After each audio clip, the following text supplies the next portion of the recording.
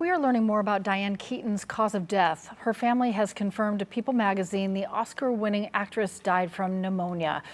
Keaton died in California on Saturday. She was 79 years old. Among the shocking headlines that stunned Hollywood, none hit harder than the sudden death of legendary actress Diane Keaton. But as new revelations emerge, nothing is as it seems. From the mysterious sale of her home to an unusual request for privacy, questions continue to grow. In this video, we uncover the truth behind Diane Keaton's passing and the unsettling details the public was never meant to see. The news that shook Hollywood. On the Saturday morning of October 11th, an unexpected headline made waves. Who would have thought that the legendary Diane Keaton, the woman everyone adored, would pass away in Los Angeles? Now, that was news no one saw coming.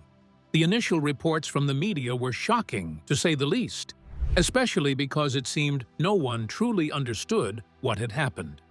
From the news sources, her death was confirmed, but the cause of death was still unknown. This odd silence sparked up emotions from fans, colleagues, and loved ones who adored her and her work. This missing important detail relating to her death didn't quite sit well with a lot of them. Questions about her sudden death and the cause were a confusing topic across social media and also mainstream news. For a woman who was vibrant and still very active in her craft, her death was much more of a mystery. The news of the passing of the 79-year-old actress triggered a massive, heartfelt explosion of tributes. Her closest friends and the women who Keaton had shared the spotlight and a lifetime of laughs with were among the first to speak. Goldie Hawn, her collaborator in the First Wives Club and a friend for decades, shared a truly moving lament about the difficulty of saying goodbye.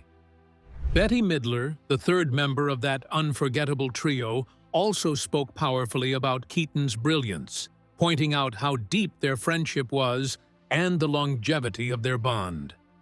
Meanwhile, while tributes were pouring in, the official stance from the Keaton family was one of intense, immediate privacy. The initial statement released by her representatives was completely not enough to quell the rising tide of public concern.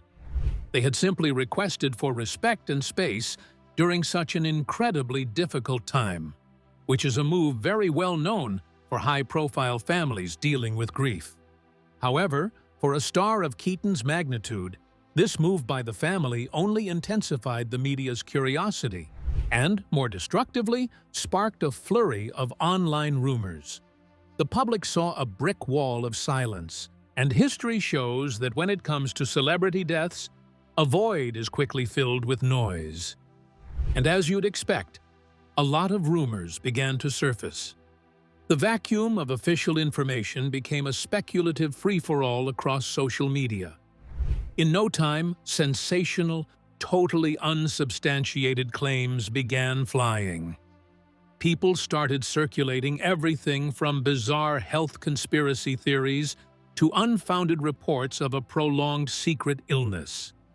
Mainstream media outlets struggled to get a grasp on what was going on, and they were caught between honoring the family's request for privacy and satisfying the public's frantic demand for facts. For 3 straight days, the world had to grapple with the shocking loss of a beloved figure, without knowing the circumstances of her final moments. Everyone was desperate for a simple answer, a truth that could bring some kind of closure to the abrupt ending of her story. Thankfully, the silence wasn't for long, as just days later, her family released a statement that finally put the speculation to rest, but revealed a shocking revelation about the icon's last days. After a whole lot of rumors and made-up stories surrounding the death of Diane Keaton, the family's official message was all that was needed to put that topic to rest. While showing appreciation for the concerns of the late actor's fans, they went on to reveal her official cause of death wasn't what they had all thought. After so many speculations and theories, it was revealed that she had died from pneumonia, which she battled for a short time.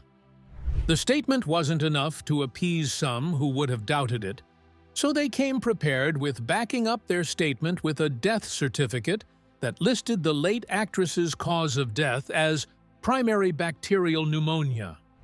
All of this evidence immediately cleared up every speculation and rumor that had come up during the period of the news of her death. Still, there were a few people who weren't satisfied with the proof the family had come up with and requested they get an autopsy result. But from what we know, the family didn't need to get an autopsy done because they already knew her cause of death. For an aged person that Keaton was, it's no surprise that such an infection could be life-threatening, as it is way more aggressive for someone her age. This is backed up by the fact that the family had reported that her health had declined very suddenly during the course of her illness. When the truth about her illness came out, everything made sense. In those last few months when she didn't make headlines, she quietly did what most people wouldn't expect her to do. Keaton's private final months. Even before she got sick, Dianne Keaton had always been known for being herself and living life on her own terms. And that didn't change even till the very end. Reports from those close to her revealed that in the months leading up to the month of her passing, she made a very conscious choice to pull back from the spotlight. It wasn't like a sudden disappearing act, but a slow retreat from the public eye. She stopped attending events and movie premieres and even stopped communicating regularly with many longtime professional friends, co-stars, and colleagues. In those moments, no one truly understood what was going on. According to the family, this was the time when she had gotten really sick, and she just needed her alone time. They stated specifically that in her final moments, she only wanted to be surrounded only by her closest family, which were her adopted children, Dexter and Duke. For such an icon, who could have had a huge public farewell, all she wanted was privacy, refusing to turn her final days into a public spectacle. This desire for total seclusion was an admirable move, showing how much she valued her private life and family. Interestingly, there were hints that showed something was up, but no one truly read between the lines at that point. And this was just months before her passing. News spread earlier in the year that she had put her gorgeous Palm Springs dream home up for sale. In March 2025, she listed the 5-bedroom, 7-bathroom home for $29 million. If you were familiar with this property, you'd know that this wasn't just any house. It was a home she had lived in so much, and it was a real passion project for her. She has also planned to live there permanently. The longtime house renovator and property developer, known for her exquisite taste in interior design, even wrote a book about the house called The House That Pinterest Built. She spent 8 years renovating it after relocating there in 2017. For someone who loved the architecture and design of the property she described as her dream home, putting that house on the market should have been the first sign that something was up. But now that we know, it just may have been her final act of love. She decided to sell the dream home she could no longer enjoy, choosing instead to let someone else appreciate it as much as she once did. It could have just been a way of simplifying her life that would prepare her for a major life change. Or maybe she just decided she wanted less complication and more focus on what really mattered. No one truly knows. But what we do know is that Keaton was a fighter. If you think this was the first time she's battled a life-threatening illness, then you're in for a big shocker. A lifetime of health battles. The truth is, Dianne Keaton had gone through many life-threatening illnesses all through her life. Way before the quick illness that took her life, she had faced down some huge health scares, and she did it mostly in private. Her first major health scare happened incredibly early, when she was only around 21 years old. Right as her career was just starting to bloom, she received a cancer diagnosis. As a young woman who was full of dreams, to suddenly face such a huge physical threat, the psychological impact the diagnosis had on her was intense. Dealing with cancer so early in life undoubtedly shaped her, and somehow forced her to grow up fast, and gave her a perspective that contributed to the deep sense of privacy she maintained throughout her life. Decades later, she faced cancer again. Her second victory came against squamous cell cancer. Keaton's approach to this was private, but incredibly determined. She handled this health challenge with the same private, determined attitude she used for everything else. While she was busy making hit movies and earning awards, she was also quietly managing serious chronic health issues. She was a professional through and through, never letting her private battles overshadow her public work. And while she battled cancer during her life, Keaton also faced a deeply personal demon for decades. She had an eating disorder, which she talked about later in her life. Her struggle with bulimia lasted for years. In her memoir, Then Again, she shared her struggles with the illness and didn't hold back with how she managed it. In a culture that often demands perfection from celebrities, she chose to be vulnerable and honest about her deep struggle with food and body image. By sharing her story, she used her platform to help others facing the same problem and created a safe space to also advocate for mental health awareness. As she got older, her struggles became less about physical survival and more about aging and existential anxiety. She spoke openly about this in a 2012 interview with AARP, where she openly expressed her anxiety about getting older. She talked openly about worrying that she wouldn't be around long enough for her children, Dexter and Duke. She noted that her own father passed away at 68 and her mother in her early 70s, which made her feel the weight of time. She loved her children fiercely, and that love drove her to want to stay healthy for them. She wanted to be present in their lives as they grew up. This final wish for longevity makes the suddenness of her passing from pneumonia all the more heartbreaking. Beyond the health struggles, her life was defined by the legendary roles she created, beginning with the partnership that launched her into immortality, the fashion and the fame. For many people, the image of Diane Keaton starts and ends with the anxious yet charming character of Annie Hall. This role was born out of one of the most intense personal and professional relationships in Hollywood history, the one she had with Woody Allen. Woody Allen was her director, her co-star, and her partner, and their close bond directly inspired his writing.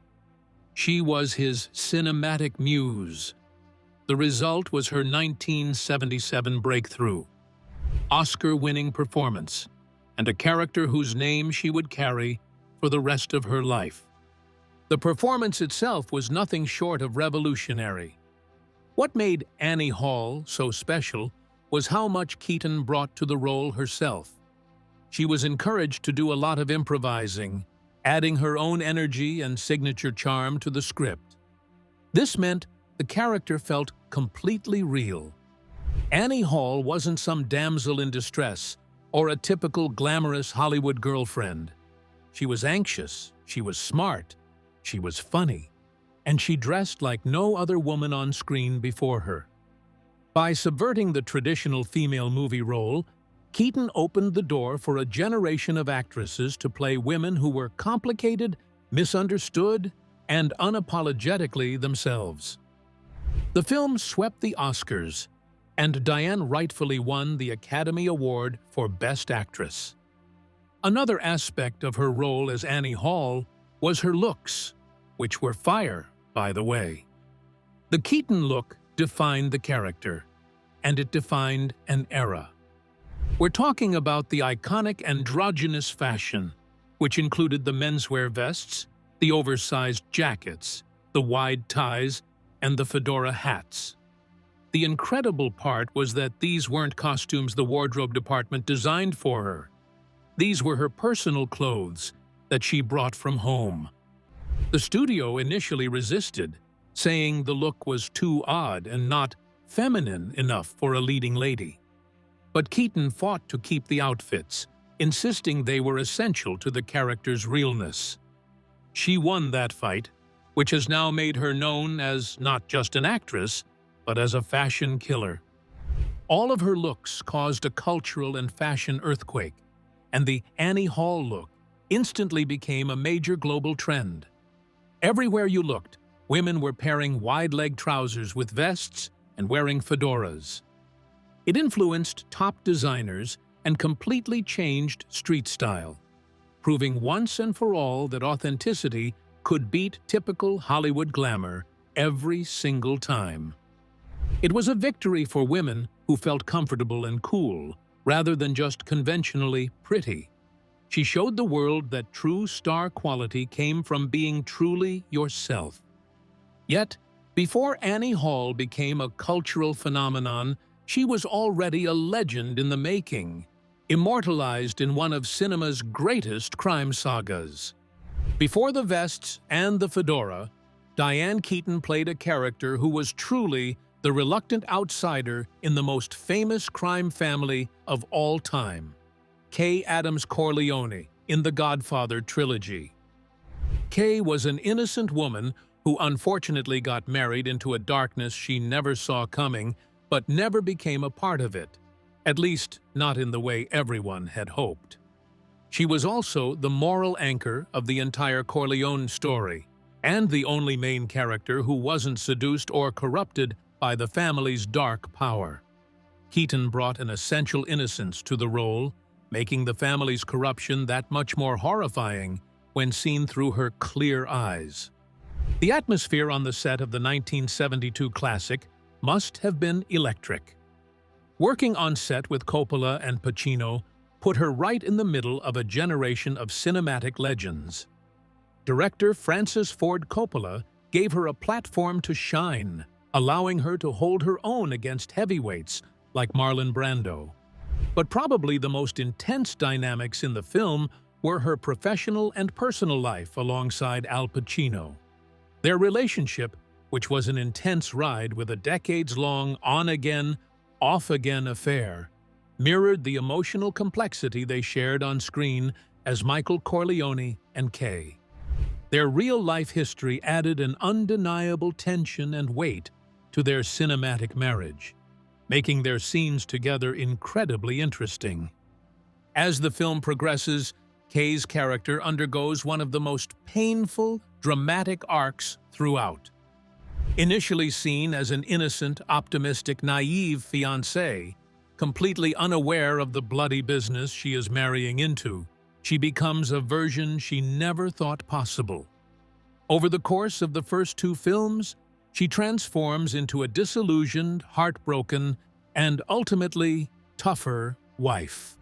Her most chilling scene is when she finally confronts Michael, screaming about the fact that he's taken everything decent out of her life and their children's.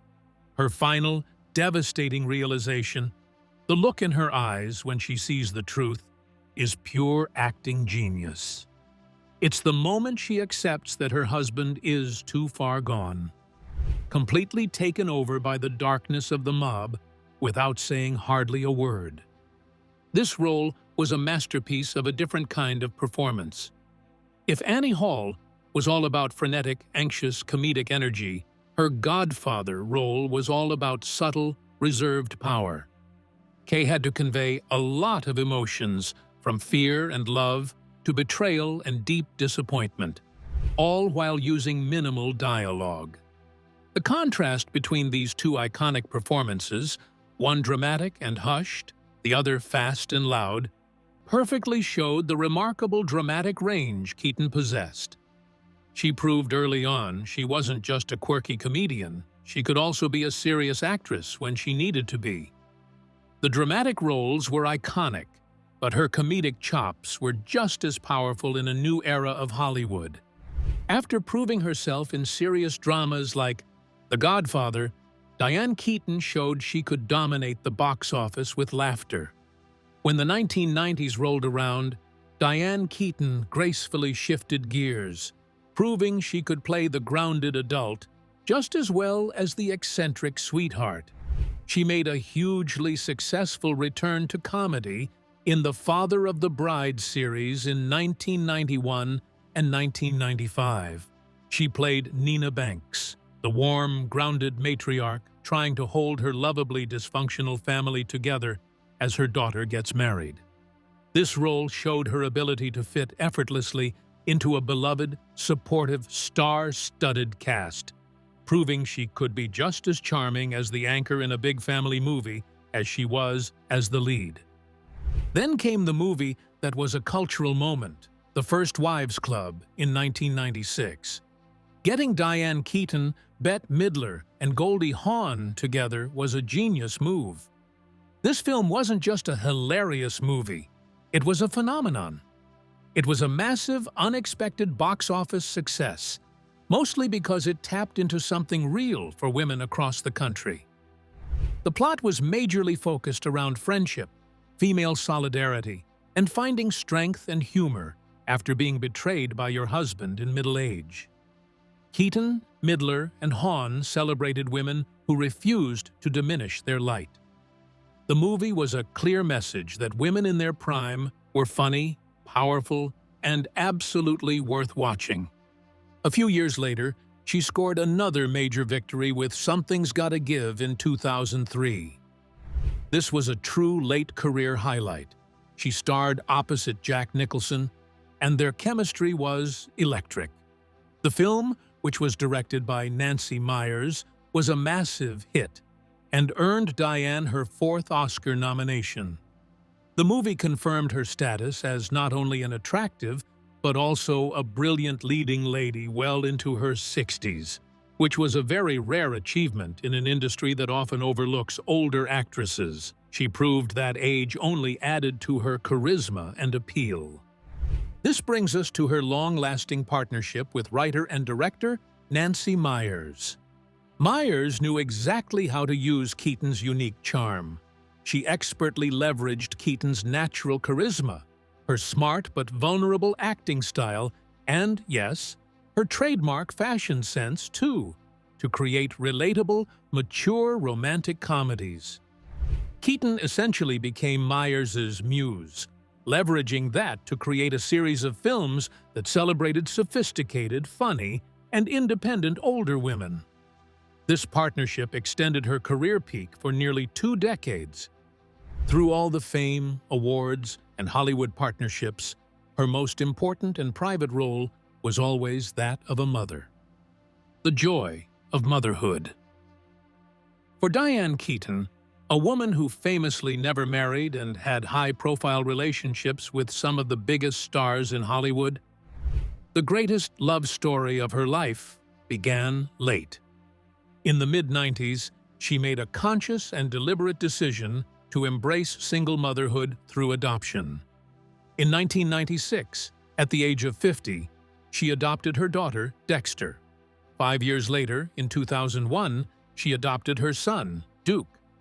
For someone who famously never married and often joked about her commitment issues, this choice was a beautiful act of profound commitment. She often spoke about how she came to motherhood later, but with a clarity of purpose that a younger woman might not have had. This wasn't a casual choice. It was the fulfillment of a lifelong dream for stability and true, unconditional love. Once she became a mother, her entire world changed. She was instantly devoted. She was a celebrity whose every move was watched. But she went to extraordinary lengths to protect her children's privacy. She made sure they had a sense of normalcy, shielding Dexter and Duke from the harsh glare of the paparazzi and the constant gossip that follows Hollywood royalty. For her, their well-being and their ability to have a regular childhood were more important than any red carpet or movie premiere. She kept her family life intensely private, only sharing small, beautiful glimpses of their life together. In interviews, Keaton often talked about her philosophy on parenting. She described motherhood as the most profound, transformative experience she had ever known, even more so than winning an Oscar. She called it the greatest love she had ever known. A love that was pure and stable and gave her a sense of purpose that had been missing before. She famously said that having children completely humbled her.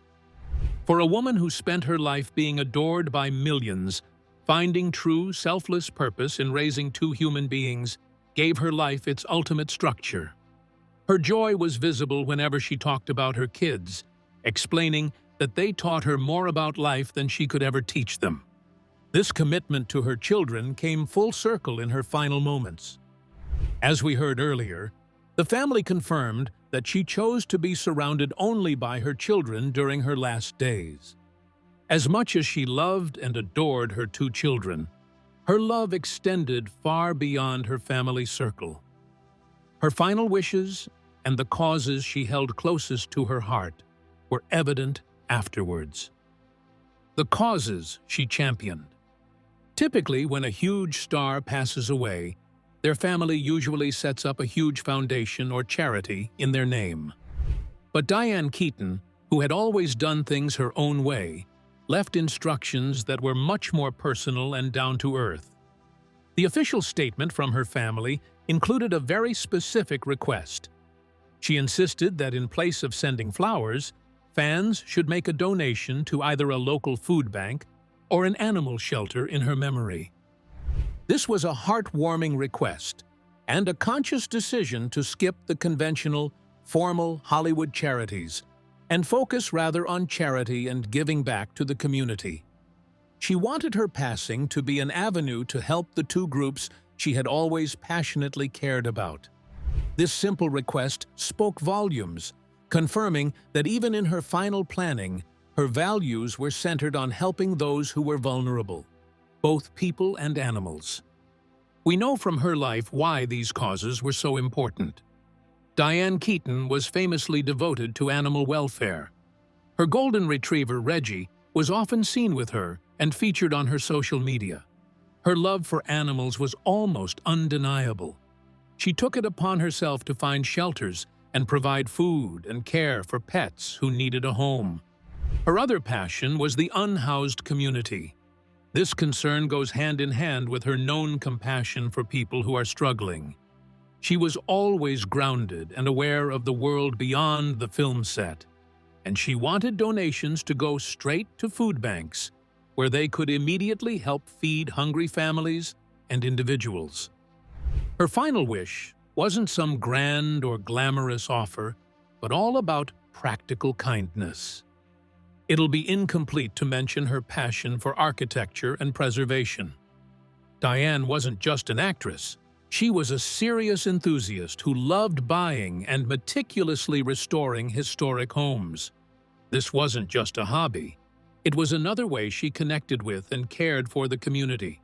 By saving and celebrating these old houses, she was preserving history and maintaining the uniqueness of her neighborhoods. This commitment to structure and stability connects back to her final wish for charity, as she has always wanted to help preserve the dignity of both the community and the creatures in it. Her philanthropic wishes were a final act of love and kindness, which had been the bedrock of her life and work.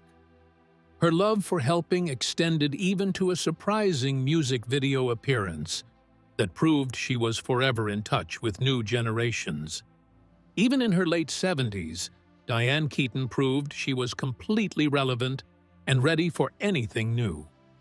In 2021, she did something absolutely no one saw coming, which was starring in a music video for global pop superstar Justin Bieber.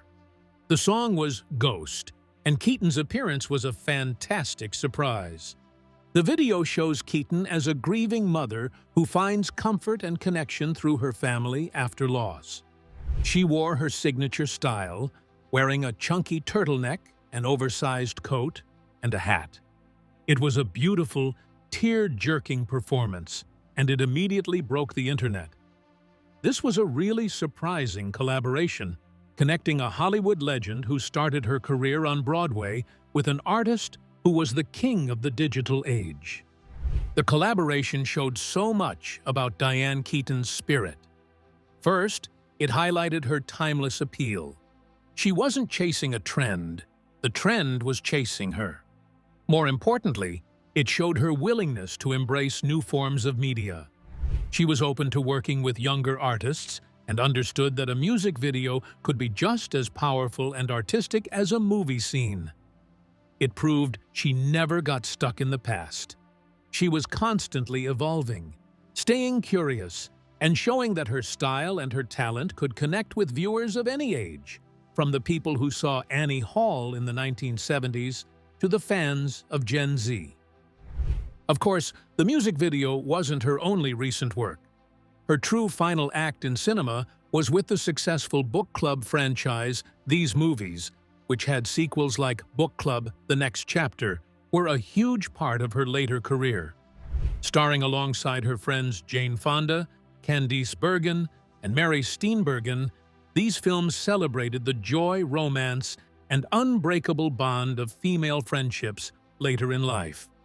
These roles were a beautiful extension of the kind of woman Keaton always played, who was smart, stylish, and full of life, no matter her age. Regardless of it all, she has always been an interesting figure with an interesting life. She was not only creative, but also had an artistic side that not everyone knew about her. In the end, Dianne Keaton's passing may have been sudden, but her cultural impact will last forever. She became a national treasure simply by doing what she does best, which is being herself. Not only was her creation of the Annie Hall look a showstopper, but she also defied what it meant to be a woman by not following conventional fashion standards and changing how women are supposed to look. After many years of crushing it, Dianne Keaton still proved she was the moment by becoming an unexpected sex symbol in films like Something's Gotta Give after a long career run. This was a huge statement in Hollywood, proving appeal and romance don't have to end at 50. Were you surprised the cause of death was so sudden and straightforward? Or did you believe the initial, darker speculation surrounding her death? Share your thoughts with us in the comments below. And of course, don't forget to like, subscribe, and hit that notification bell so you never miss out on any of our uploads. Thanks for watching.